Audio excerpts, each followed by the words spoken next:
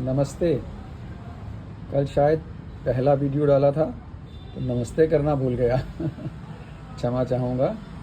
आज आप लोगों को हाथ जोड़कर मेरी प्यार भरी नमस्ते। कल एक विचार मन में आया, उस पर हमने बात की। आज बहुत पीछे चलते हैं, सन 1981-82। अपने जीवन में आपने छोटी छोटी चीज़ों को बखूबी महसूस किया होगा, नज़दीक से देखा होगा, उन पर सोचा होगा, समझा होगा। जीवन यूं ही चलता रहता है। मैं आपको आज एक अपने साथ बीती हुई बात बताने जा रहा हूं, जिसमें कि सन 1982 में जब हम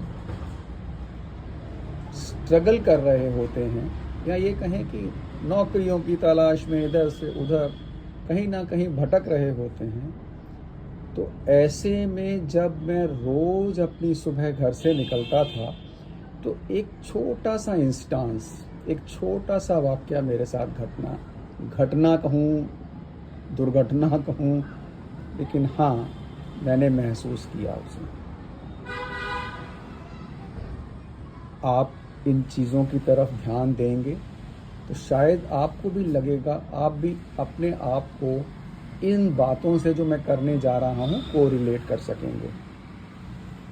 मैं घर से निकला और जो मैंने देखा, जहाँ से ये चीज़ शुरू हुई, उसको मैंने चंद शब्दों में कुछ दिनों के बाद पूरी घटना को, छोटी सी घटना कहना गलत होगा, कह तो दिया मैंने, मेरे लिए हो सकता है वो छोटी सी घटना रही हो, मगर जो गया था उसके लिए वो घटना बहुत बड़ी थी। अच्छा चलिए, अब इसको ख़त्म करते हैं और बताते हैं कि हुआ क्या था, और उनको मैंने शब्दों में डाला है। आप अगर उनको ध्यान से सुनने की कोशिश करेंगे तो सार समझ आ जाएगा, मेरे बताने से पहले ही समझ आ जाएगा। इसे मैंने अगर कहूँ टाइटल जिसे कहते हैं, उसमें अगर बांधने की कोशिश की तो वो है एक भयानक मौत। एक कुत्ता जो राह में आने वालों को भयभीत करता था। कौन? एक कुत्ता जो उसके आसपास जहाँ वो खड़ा होता था, वहाँ पर से कोई गुजरता था तो भौंकता है, डराता है, या जो भी है, या उसका अपना अपना डर होता है, इसलिए वो भौंकता है कि मुझे कोई कुछ ना कहे, उससे पहले मैं ही रिएक्ट कर दूं। एक कुत्ता जो राह में आने वालों को भयभीत करता था, अपनी कर्कश आवाज़ से उस राह को समझता था अपना। वो भौंकता था, और कहीं ना कहीं वो क्यों भौंकता था? जहाँ मैं हूँ वो मेरी टेरिटरी है, वो मेरी जगह है। उसके दिमाग में शायद कहीं पीछे ये था, और ये जो आ रहा है जिस पर वो भौंकता था, वो उसको ऐसा प्रतीत होता था कि शायद वो मुझसे ये सब छीनेगा।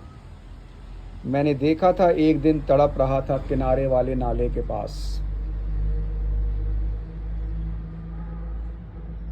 चील कौए उसे नोचने के लिए मंडरा रहे थे उसके आसपास, और हाय वो बलशाली कुत्ता जो मक्खी भी नहीं बैठने देता था अपने बदन पर, सिर्फ देख रहा था उस मौत को अपनी ओर बढ़ता हुआ, असहाय सा, थका हुआ।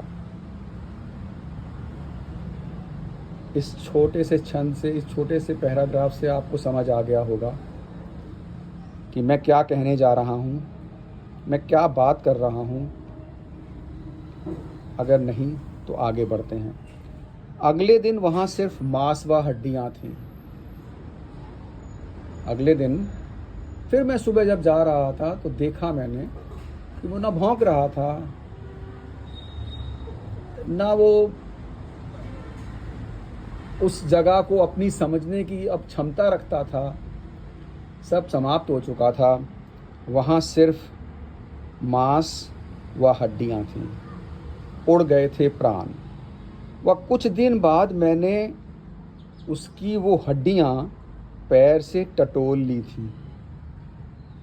मैं तो रोज़ जाता था वहाँ से, रोज़ देखता था कि शरीर जो वहाँ पड़ा है वो सूख रहा है, उसे पक्षियों ने नोच लिया है, गिद्धों ने नोच लिया है और वो मिट्टी में मिलने को तैयार हो रहा है, मिल रहा है मिट्टी में।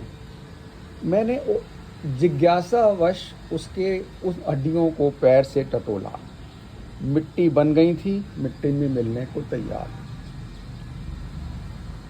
अब ये सब तो हो गया।